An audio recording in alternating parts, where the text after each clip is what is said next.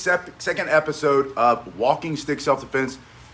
For SHTF, I want you to learn how to use the most basic prepper self-defense tool that you can find, which is a simple hiking stick or walking stick. In this case, I'll be using the Japanese Joe to show you the training. You can also use this length martial arts staff as a hiking stick or a walking stick, and then it doubles as both, right? It's a hiking stick, it's a walking stick, and you're able to use it for self-defense. Now I want to show you immediately how you can employ this tool, this self-defense tool, into someone's chin or groin or into the body simply by lifting the end of it up. Now from here I can do that with one hand, just snapping it up this way. I can do that with two hands. So I want you to think about the explosiveness of that basic move. If you have to defend yourself, you're walking down the street, you're trying to get to your supplies, they're outside, you run into, it could be like the Walking Dead show, you run into a walker, you're walking out there, you're like Morgan from The Walking Dead, you just take your stick, you snap it up really fast. It's the first basic motion. The second snapping fast motion is turning and allowing that to come up and over the top to smash into somebody's head for self-defense. So think about the fastest way you can respond to the threat. If you have time to prepare and you can get this stick between you and the threat and say back up, you're too close, you would want to do that. But if you didn't have that kind of time, SHTF means everything's going crazy. You have to defend yourself, your family. You have to respond to the situation around you. You have a walking stick. You have a tool for self-defense that you can immediately use. It's very fast, it's very explosive. We say this is someone's head under their chin, snap it up. Maybe they're reaching in to punch you or grab or stab or hit you. You just bring it straight up this way. From this position, you would then thrust. You can slide your hand down and then bring it through from the other side. So from here, practice lifting it up. Lift it up slowly and then quicker and quicker and quicker. If you want to, put the other hand on it, and then you can go even faster with each motion. After you practice that for about 30 seconds, keep it up and add a thrusting motion. So then put those two together so you can build a striking combination for self-defense. 1, 2, up, in. When you're practicing walking stick self-defense, you want to keep it simple, you want to be explosive, you want to go fast. Good afternoon, Matthew, Doug. It's good to see everybody here. Snap this up, bring it in. I'm trying to rush this through, get you to the techniques faster with less downtime in the middle. So I'm kind of pushing it through. Got a small window, but I wanted to train with you today on walking stick self-defense or the Japanese Joe, whatever you want to call it. So from here, Peter, it's good to see you.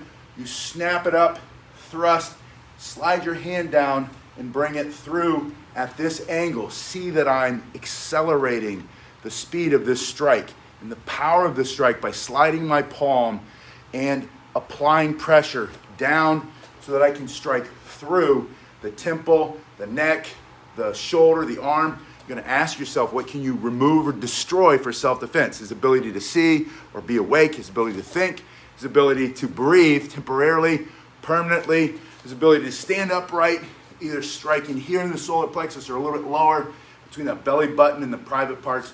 But first motion, up quick, strike, slide, down, and from here, add a fourth strike, bringing it through horizontally across his chin. Just break that jaw for self-defense, or maybe strike the temple. You tried to knock him out here.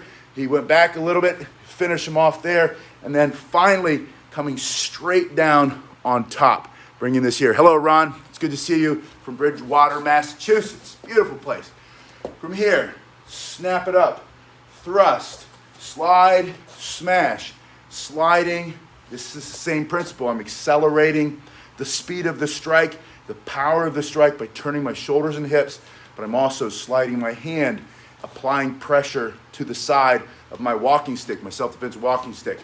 So these techniques, up, in, down, across, smash right on top of his head, finishing strike. That's 3 strikes to try to knock him out, make him unconscious. He might have a weapon, you don't know. This is self-defense. There might be multiple attackers. SHTF, stuff hits the fan, everybody's crazy. They didn't prepare right.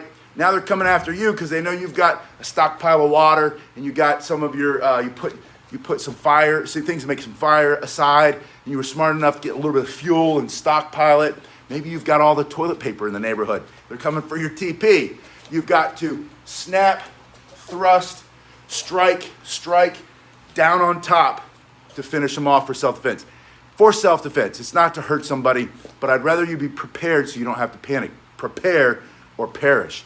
That's the whole purpose of being a prepper. It's not just preparing all of the pantry supplies, water, heat source, light source, having a way to get your electronics charged, right? A little solar panel, a little hand cranker for your cell phone, if the cell towers are still up.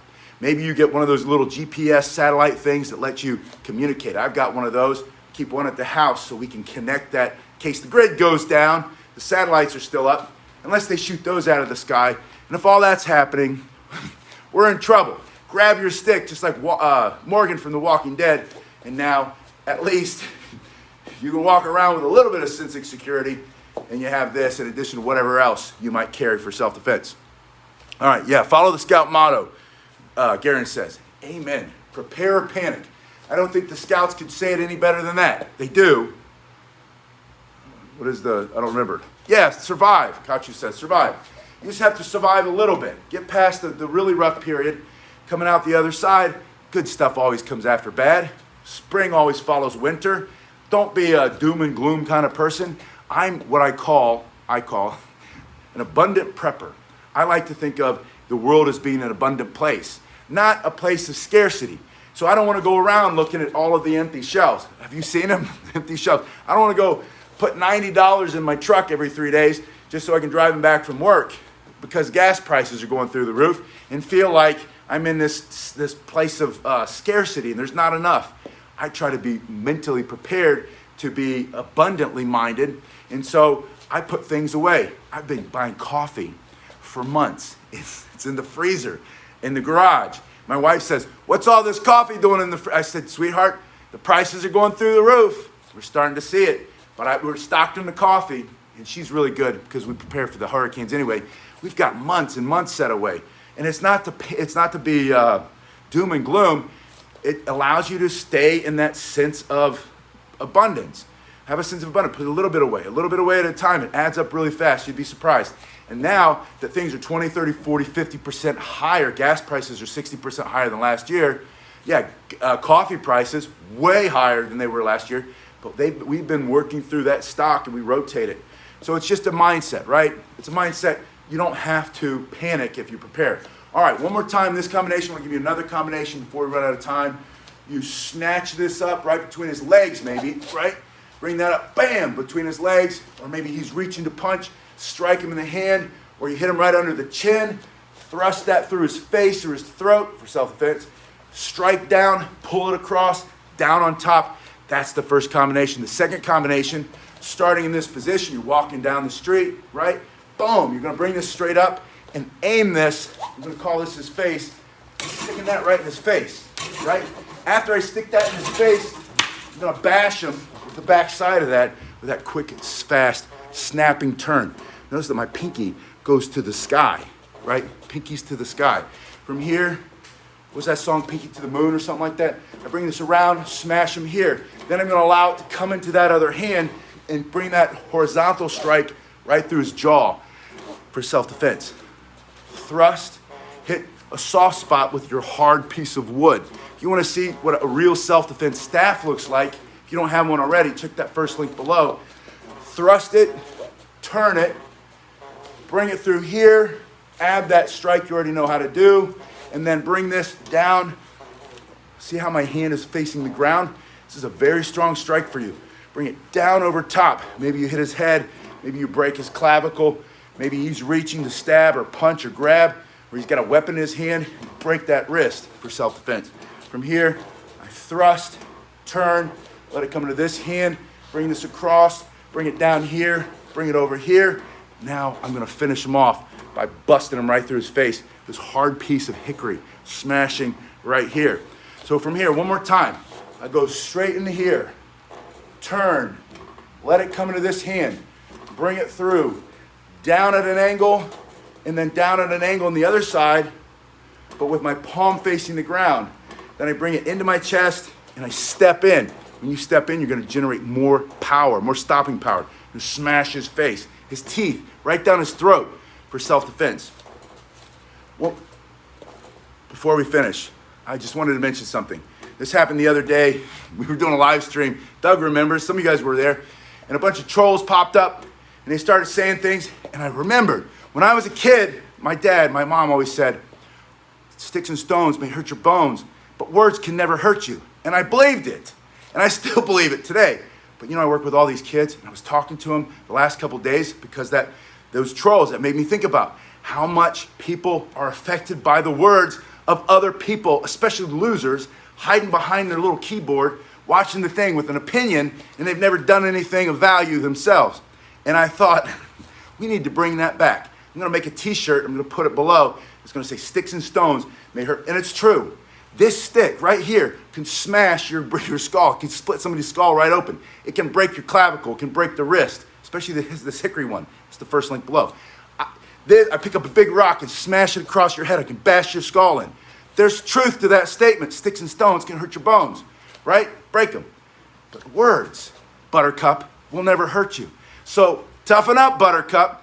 And the next time somebody starts to throw their words at you, you say, you know what, you don't have to like me, but you can't talk to me like that. If they still do, walk away, smile, look at them and think, you have no power over me. I'm not gonna let your words control my life.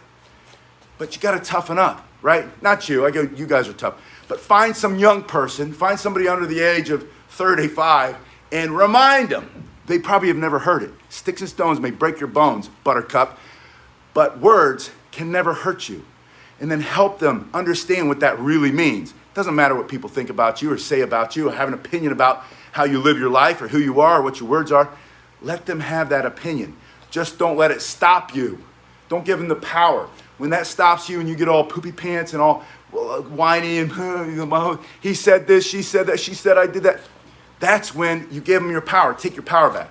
And then take it with a stick. Smash here, turn here, bring it through, bring it down, over the top, right? Smashing here and then finishing up right through the middle. I'll see you guys in the next one.